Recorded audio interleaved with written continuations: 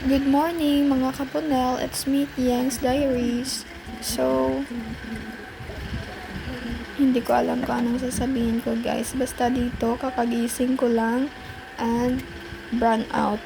So, I decided na mag-video na lang habang naghihintay na bumalik yung kuryente. And then, ayun guys, nagkwentuhan kami ng nanay ko kasi wala namang magawa. And then, nandiyan ang nanay ko guys, nagla-live siya. And tapos guys, nag-decided na maligo na ako para matuyo agad yung buhok ko. And so, dito makeup na ang babae na ito guys. Ang makeup na siya. First is, naglagay ako ng gel sa aking mukha. Soothing gel. And then, pinatuyo ko ito gamit ang mini fan ng ate ko guys. Hiniram ko ang mini fan niya.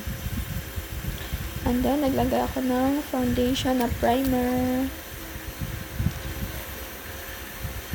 Para namang white lady ako dyan guys. Hindi ko kasi ka-skin tone yung foundation. And naglagay ako ng concealer from Maybelline. Sa ate ko yan guys. Kinuha ko lang din ng walang paalam.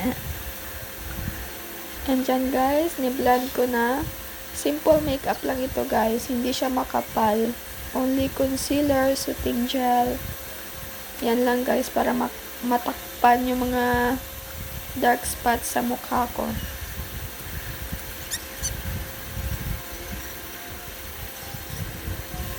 And then, pinatuyo ko na naman agad guys gamit ang mini fan. Ang hirap naman pala magpaganda guys. Sobrang tagal ko dito guys. And yan, naglagay na ako ng blush.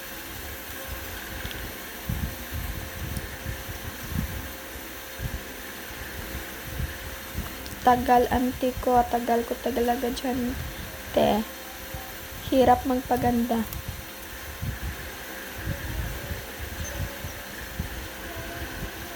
Sorry guys if mali-mali yung pag-makeup ko, hindi kasi ako pro, basta yan lang yun.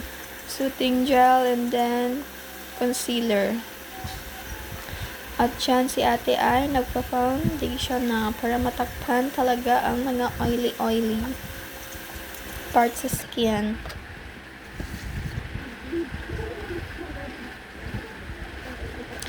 And then, tapos ko guys ay nagwalis na ako before ako pumunta ng school.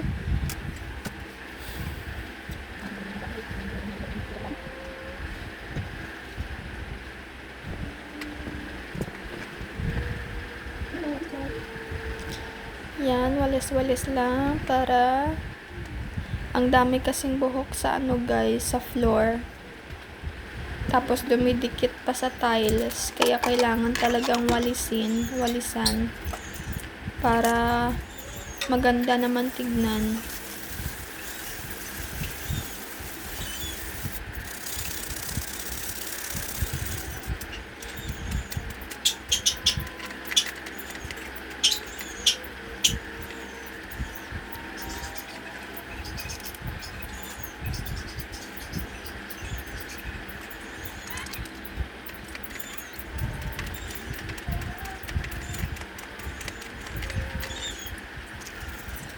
So, ang pasok ko pala ngayon guys is start at 8:30 to 5. Kasi nag-chat yung namin na hindi siya mag-meet.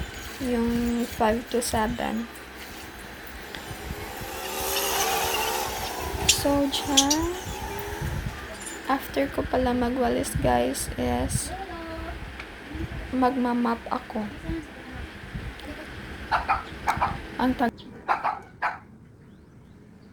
That's all guys. Thank you for watching. Bye bye.